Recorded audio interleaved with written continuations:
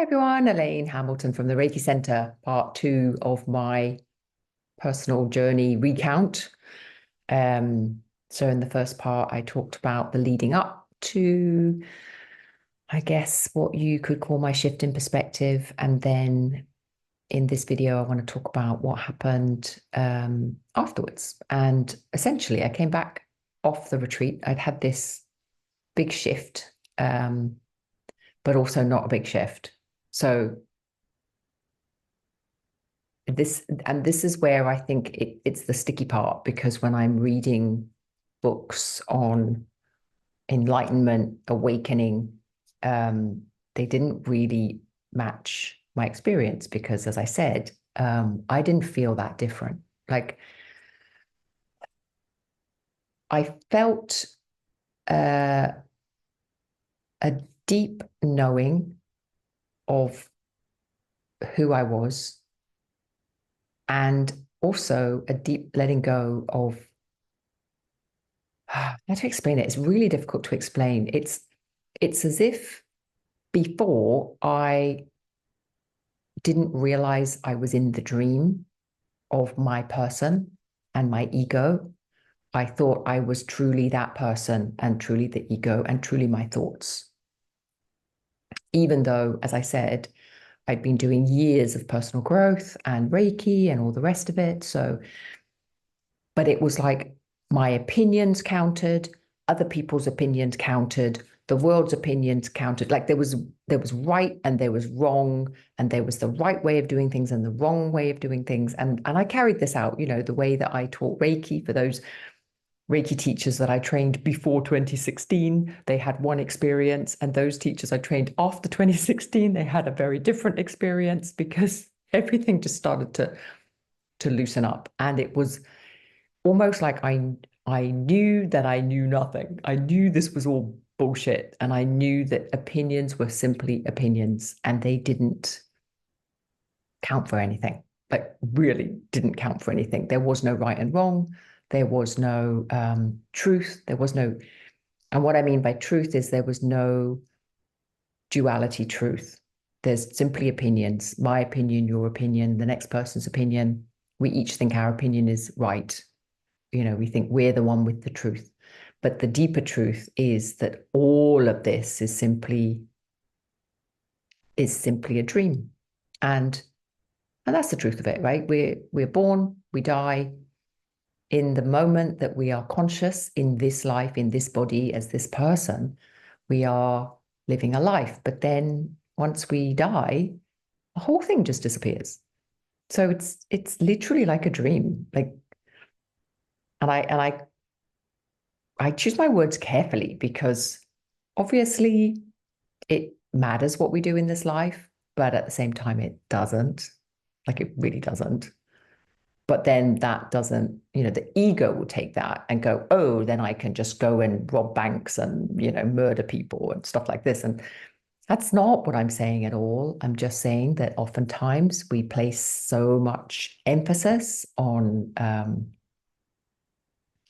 how we live our life, whether we make the right decisions or not, whether should I go this way, should I go that way? And there's a huge amount of angst with this thought that the processing or the journeying of our life really has a big, important, serious element to it. And that, in a way, started dropping.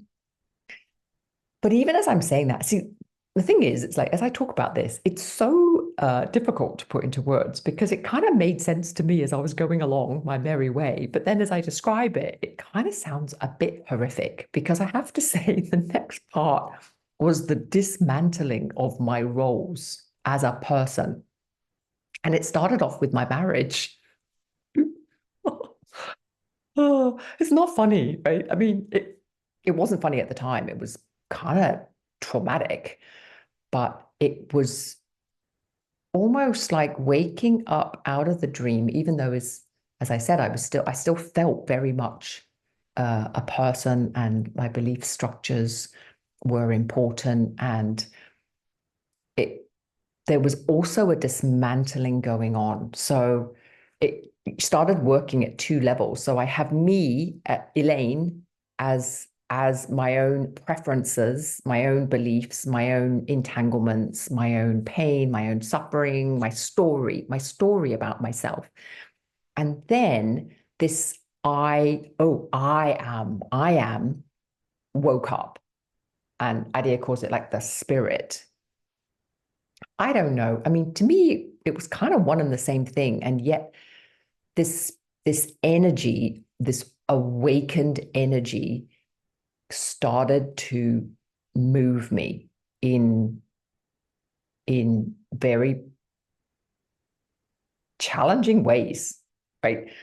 So it was like, nope, but we're not in this marriage anymore. We're out. And then and then as that was happening, it was like, nope, we're not in this country anymore. We're out.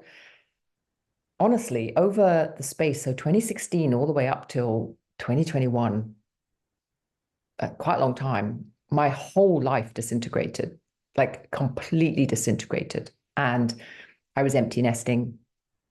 So the kids also left home. And because I moved country, the Reiki center kind of just dribbled all the classes I was doing, all the clients I had, all the, the school, everything, just the whole center just disintegrated. And I was part-time working again, and I was alone. And it was like it was like everything dropped. I was no longer like all the roles, my mother role, my wife role, my Reiki master role, everything just drop away. And I was still, in a sense, fighting that. Like there was a lot of fear that started coming up. And as I was dismantling it, a lot of grief, like a lot. And this is something that is interesting because I've noticed that the female teachers, like I've met this lovely lady, Suzanne Chang, and I met her through Angelo DeLulo. And what I've noticed is that more and more in the field, there are non-duality teachers that are talking about the mechanics of awakening a lot more than they used to. And I think that's partly thanks to YouTube and social media. And so there's a lot more interaction that can happen. There's a lot more teachers that are starting to talk about it a lot earlier. So whereas before it was people like Adi Ashanti, they were deep into their enlightenment journey before they started teaching and talking about it. And in general, that was the way of it, right? So the teachers wouldn't just start teaching as soon as they woke up. Like now I'm kind of 8-9 years into it, and now I'm starting to talk about it because I feel like I have more perspective on it. I think if I tried to start talking about it way back then, I honestly, because I kind of did try and talk about it, and all I could really hear in my voice was ego still. And there was a lot of ego I had to blow out. I mean, it just was. So I can kind of see why people can have an awakening experience and then it very quickly gets co-opted by the ego. And so that's when you get these gurus that are kind of half-baked. They have deep spiritual understanding, and yet as a human being, they're pretty defective because they haven't dismantled the ego. The ego has come in and gone, ooh, yay, shiny object. I'm going to talk about enlightenment now because the spirit has kind of had enough input now that there's information, and then it gets corrupted. And so I feel as if, in a sense, it's interesting because there's a lot more information online now. You can read about it, you can look at it, but then there's also that danger that it kind of goes off kilter. So even as I'm talking about this now, I am very wary and cautious about how it's going to be received. Because I know for me, as I was listening to all this stuff, I was taking it on board as a kind of truth. And that wasn't always helpful, because ultimately, once the spirit wakens out the dream, or once you wake out the dream and you're kind of lucid dreaming, if you get to the kind of stage that I'm talking about, actually the teachers are useful, but they're also not useful, because you are going to discover your own path with this. And it's not something that anybody else can really help you with. That's the kind of weird thing, though you can get some good tips, right, by listening to people. But if you follow them and expect your experience to be the same and to match the words the same, then actually it's going to end up kind of creating more doubt. And this is exactly what happened to me. Like, my life just kind of fell apart, if I'm honest. I mean, the whole thing just went bleh. But it was weird, because I noticed I was grieving, and I noticed I was healing, and I noticed I was also okay. Like, I was fine with it. And I went through these massive fears. And it was only when I came across Angelo DeLulo, and that would have been, I don't know, like 3 or 4 years ago, um, that I started to understand that I was going through what they call the dark night of the soul, which is described in lots of the literature.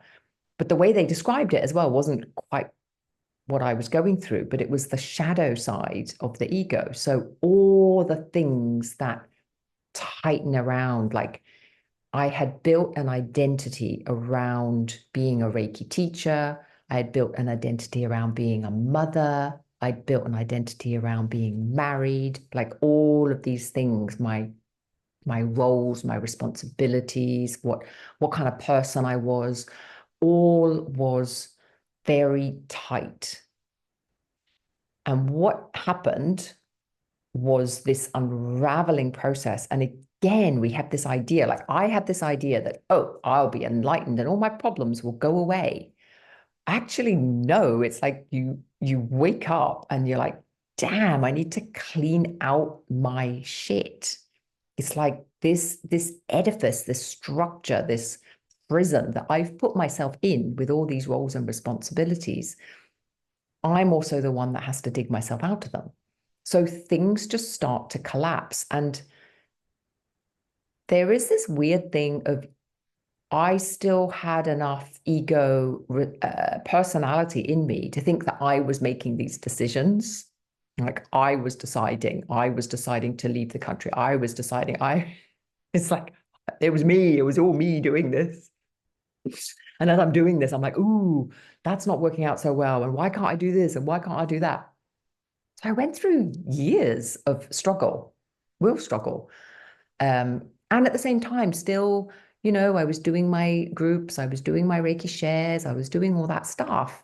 That energy was still there to do it, but it was fading. It was there's one thing I noticed was just my desire to control outcomes, my desire to climb on top of another Reiki heap, to be successful. All of that stuff was just like, it just wasn't there anymore. It just wasn't there anymore. It just all dismantled. And there was a lot of fear around that. I was like, oh my God, I'm too young to retire. And what the hell?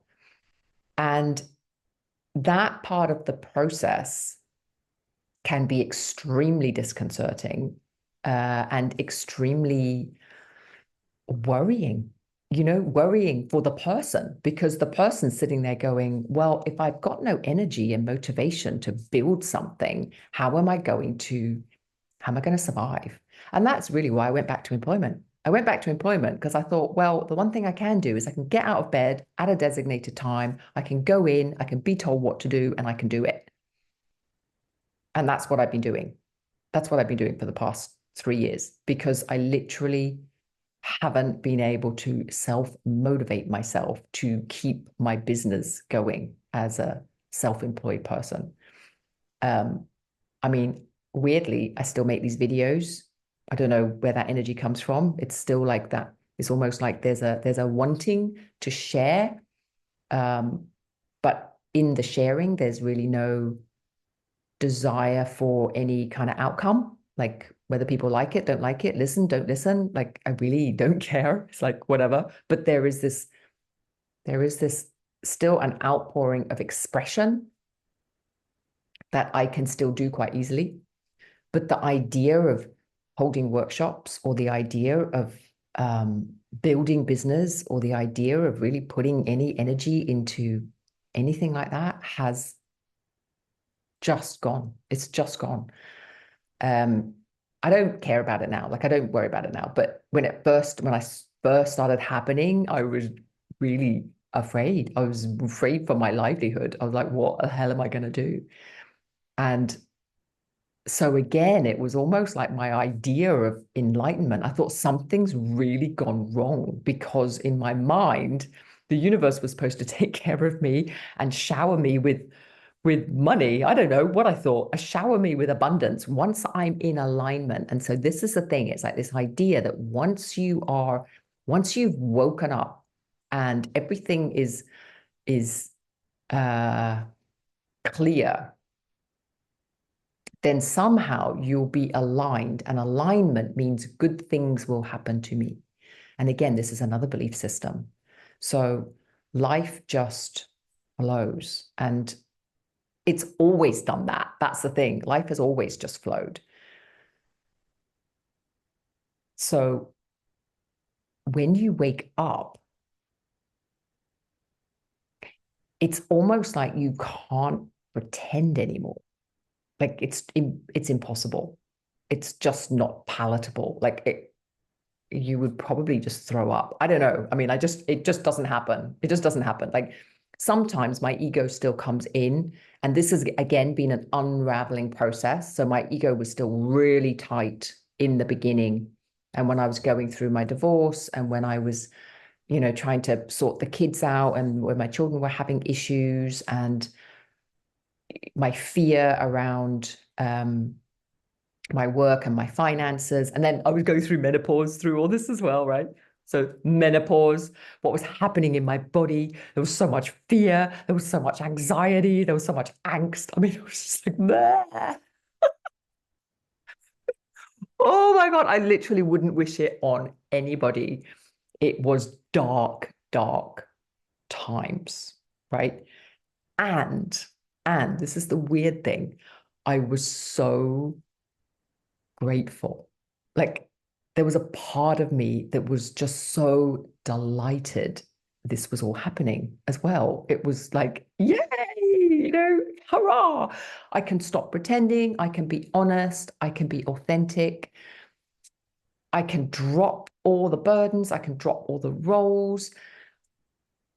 But that part of me and the egoic part of me were constantly at it. And I just didn't know in any given day how I would be feeling. Would I be the depressed, grieving ego, or would I be the delighted, engaged, like awake spirit? And it would flip flop all through the day. Like 1 minute. So my journaling became hilarious. I just stopped even bothering. I just flowed. One sentence would be, oh my God, I feel so grateful. This is so beautiful. Life is so amazing. And the next sentence would be, how am I going to feed myself when I'm 80? And oh my God, who will look after me? The same page. It was just nuts. And it was kind of weird, because at the time, like, when I'm recounting it now, you're probably all staring at me like, I don't want that. I don't want that. uh, I don't know. If I'd known it was all going to be like this, would I have like gone into it as enthusiastically? Um, I don't think we have a choice. Honestly, I think if you're guided into a deep yearning to wake up, that's not coming from ego anyway, right? Like, the ego clocks on pretty quickly, by the way, that it's dying. It clocks on pretty quickly, and it fights for dear life, fights for dear life.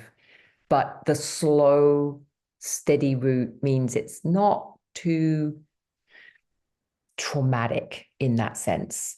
Like, as I was letting go, there was trauma coming up for sure, but it was almost like it, by taking 9 years it all unraveled. And every time something lets go, you feel lighter, right? So every time I let go of a role, I felt lighter. I felt more real. I felt more authentic. Uh, and I want to say that encouraged me to keep going. I wasn't in charge of the keeping going. It's just you're never in charge, but now you kind of know you're not in charge. So then the process becomes a lot more almost like, okay, whatever is coming up in the body is what's coming up. And my only job is to kind of let it through. And whatever I can let go of, I'm going to do my best to engage with that and collaborate with it rather than resist it. And so for me, it became more and more an inquiry of what am I doing? Where am I resisting? What am I resisting? What thought patterns am I really tight around that I can perhaps look at more deeply so that I can see through it? And that really became the journey. I mean, I would say if anything defines the post wake up experience or journey, it's the unraveling and allowing the unraveling to happen and doing your best not to be engaged in self-doubt. Because I have to say, I spent an awful lot of time engaged in self-doubt, like something's gone wrong, this isn't right, this isn't what the books say, I'm doing something wrong, I've made a mistake, whatever. But at the same time, I couldn't do anything about it. That's the thing. Like there was nothing I could do about it. The motivation just went. And for someone who was a very motivated type A personality, it was freaky, really freaky. And it's still not there. I mean, and I'm fine. It's fine. Like it doesn't matter anymore. So that's the other thing is, I guess, also waiting to do the video now rather than as I'm going through it is because I've also realized that the more that the whole thing unravels, it doesn't necessarily mean I'm going to get my mojo back. And it doesn't necessarily mean anything is going to kind of fall into my lap. But there is a deeper and deeper sense of well-being that starts to come up. And this feeling that actually just letting the process happen allows the process to happen.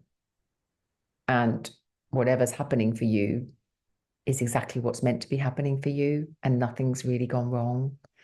Because ultimately, the more you let go, and even that's not completely accurate because you don't really have a choice in that either, I don't think. But all I can say is, as I'm going through this process, it feels more and more manageable. And I'm just curious. I get more and more curious. I have longer and longer periods of peace and contentment and harmony. The mind still goes, I still don't fully understand what they mean when they talk about oneness,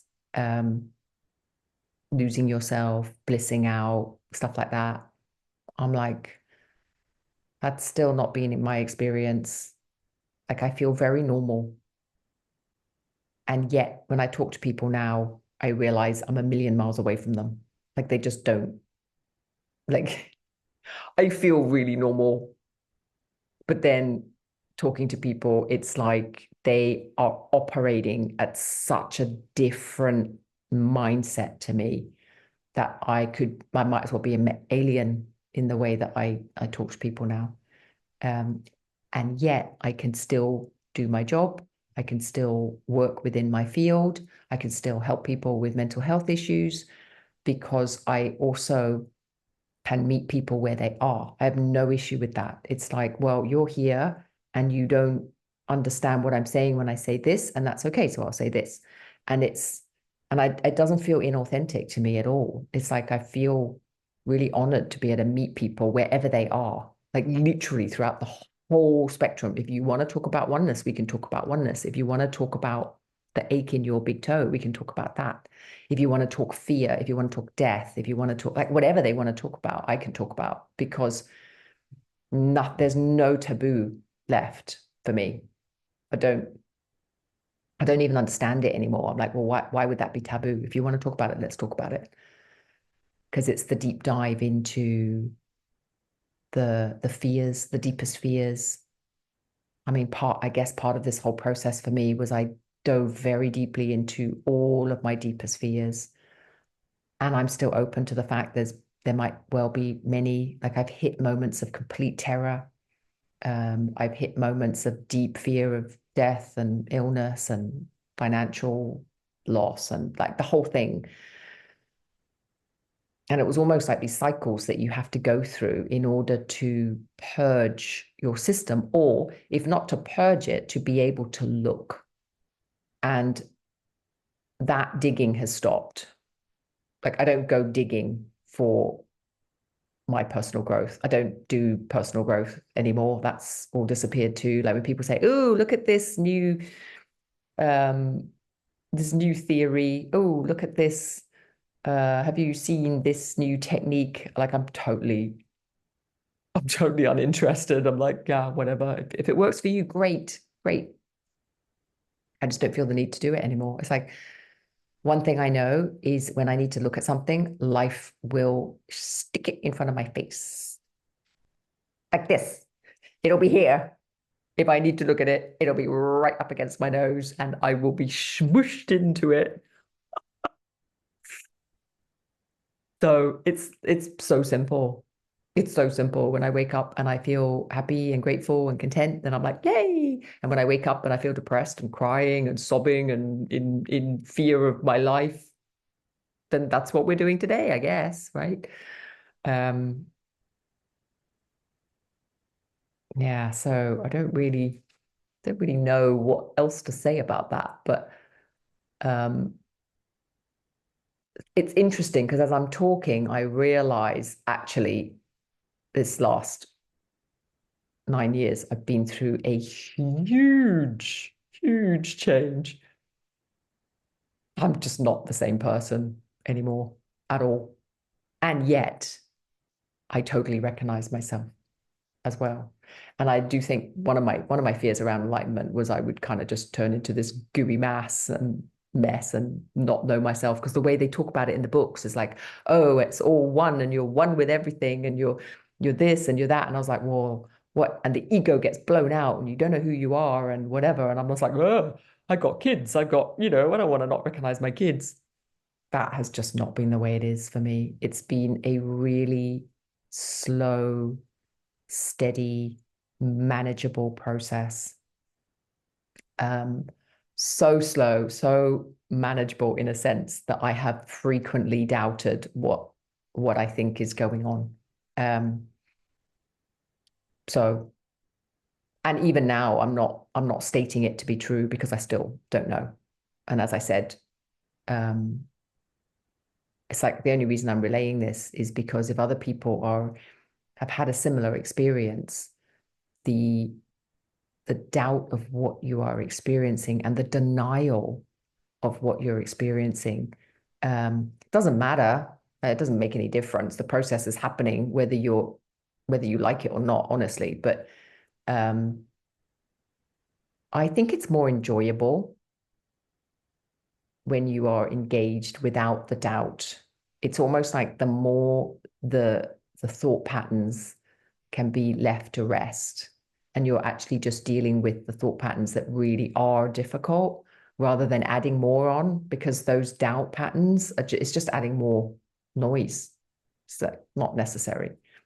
So if that's helpful, then yeah, that's good. And then I guess really the last part of it is the ongoing process is more kind of just seeing what comes up. right? And just seeing what's next with a curiosity. And I still stress about that. Like at the moment, I'm like, oh, I don't know what I'm going to be doing. Like, I don't know whether I should be staying here or whether I should be going here or going there or I'm still stressing about that stuff. But it's almost like, well, okay, so what? It's like I don't have to spend too much time worrying about that either.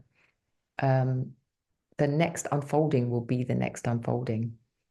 And this idea that when you when you kind of wake up out of the dream, that suddenly the entire dream just disappears has not been my experience. We are still very much in the dream and we still have to navigate it and we still have to figure out there are certain laws in the dream state. The non-dual the non-dual aspect just doesn't fit. Like they are, it is like the world of subatomic physics versus Newtonian physics. It just doesn't make sense. Like you have to be able to work in both of them simultaneously. And essentially, much like physics, that's exactly what it is. Like the subatomic world is obviously operating at the same time as the physical world, right? It's all unified, and yet you can't bridge it. And that's exactly the feeling.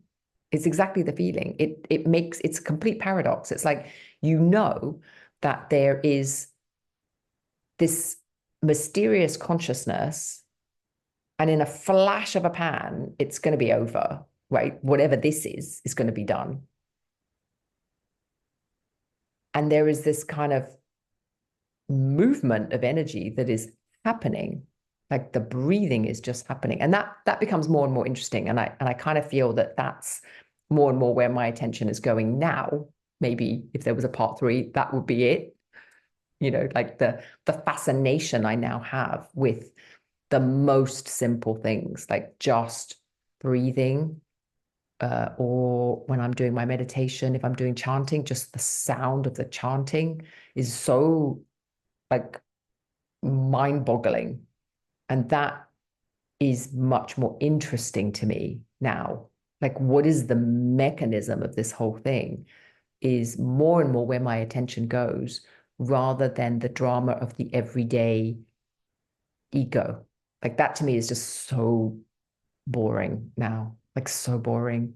I struggle even to entertain myself with Netflix, which is a worry. I have to say that is a worry because I don't quite know what I'm going to do without my Netflix. But I'm guessing that that's probably part 3, maybe, where I'm going into next.